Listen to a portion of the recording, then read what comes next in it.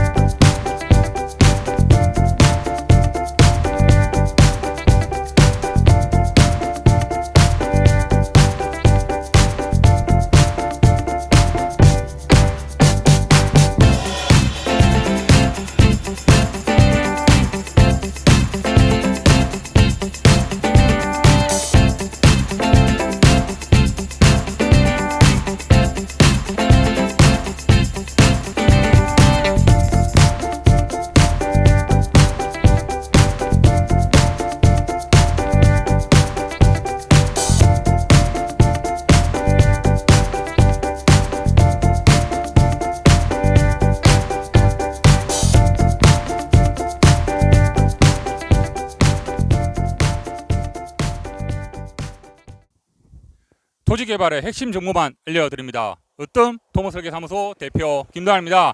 오늘 주중에 또 제가 이곳 현장에 와서 여러분께 또 좋은 내용 알려드리기 위해서 촬영을 하고 있습니다. 구독 전에 여러분들의 좋아요 버튼은 저에게 큰 힘이 됩니다. 제 자축으로 지금 우리 공사 현장이 지금 한참 공사를 하고 있습니다. 오늘 이곳은 근린생활시설로 저희가 이제 허가를 득하고 지금 공사를 한참 하고 있는데 지난주에는 저희가 이제 단독주택 허가에 관련해 가지고 중요한 부분을 말씀드렸는데 오늘은 이제 근린생활시설에 대해서 한번 말씀을 드리려고 합니다. 사실 그 단독주택이든 근린생활시설이든 이 도로변에는 진출입 부분이 굉장히 중요합니다. 왜냐하면 우리가 이제 지방도나 국도 같은 경우는 단순히 여러분들이 아는 그냥 그 곡선 반경만 해가지고 저희가 도로 조명을 받으면 되는 게 아니고 도로 연결 허가를 변속 차로를 설치해서 도로 연결 허가를 받아야 되는데 이럴 경우에는 최소한 감속부와 가속부가 100m 이상 차이가 있기 때문에 여러분들께서 여러분들 토지가 단순히 좋다고 해서 허가를 진행하다가 나중에 이제 변속 차로에 타인 부지가 또 이제 포함이 돼가지고 토지 사용 승낙서를 또 못 받는 경우가 되게 많아요. 가감속 변속 차로는 우리가 많이 보는 경우가 보통 지방도나 국도에 그 주유소 아시죠? 주유소에 보면은 이렇게 넓게 이제 설치한 부분이 있어요. 그런 부분이 우리가 가감속인데 이럴 경우에 만약에 타인 소유로 부지가 편입이 될 경우에는 토지 사용 승낙서와 함께 인감 증명서 첨부를 해야 되는데 단순히 그냥 진출입만 생각을 하시고 토지를 매입하시다가 큰 낭패를 보시는 경우가 상당히 많습니다. 물론 공사비도 많이 들고 만약에 승낙을 못할 경우에는 또 이제 허가가 안 나는 경우가 있기 때문에 국도와 지방도에는 꼭 그 가감속을 확인을 하셔야 됩니다.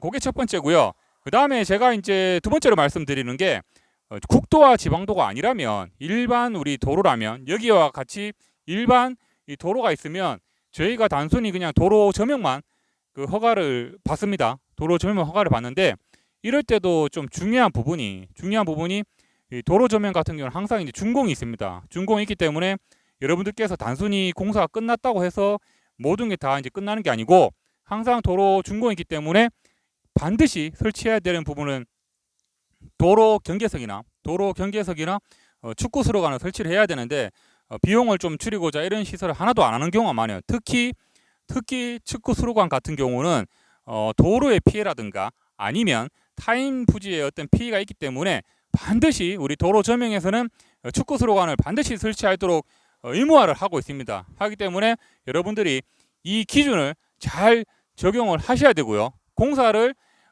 잘 하셔야지만 준공이 빨리 날 수 있다는 걸 분명히 알고 계셔야 합니다. 그래서 제가 이 두 가지를 여러분께 좀 설명을 드렸습니다. 그리고 또 한 가지는 그 도로 폭이 보통 이제 한 5m 정도 하면 곡선 반경을 해도 충분히 진출입이 가능은 하지만 제가 이제 시공한 현장을 많이 가보면 5m를 해도 요즘에는 차량 자체가 워낙 이 SUV 차량 같은 경우 워낙 대형화가 많이 되기 때문에 5m보다는 6m 정도를 그 폭으로 해서 여러분들께서 저명을 받으시는 게 좀 안 좋겠나 싶습니다. 왜냐하면 실제로 그 6m라고 해도 저 도로 경계에서 빼면 실제로 양옆에 도로 경계에서 빼면 한 5m 정도 되거든요. 그래서 그런 부분을 여러분들이 잘 유념을 해서 저명 허가를 받으시면 될 것 같습니다. 오늘은 또 특별히 우리 그 사업주분께서 직접 오셨는데 직접 한번 옆에 모시고 또 자리를 옮겨서 한번 촬영해 볼 수 있도록 하겠습니다. 예, 제가 아까 전에 그 도로에서 저희 도로 저명에 대해서 중요한 포인트 두 가지 말씀을 드렸는데 오늘 또 바쁘신데 우리 또 사업주분 나오셔가지고 그동안의 진행 어떤 상황에 대해서 또 제가 한번 여쭤보고 그 구독자 여러분들께서 정말 궁금한 사항들 말씀을 한번 해주시려고 어렵게 발걸음을 했습니다. 한번 인터뷰 해보겠습니다.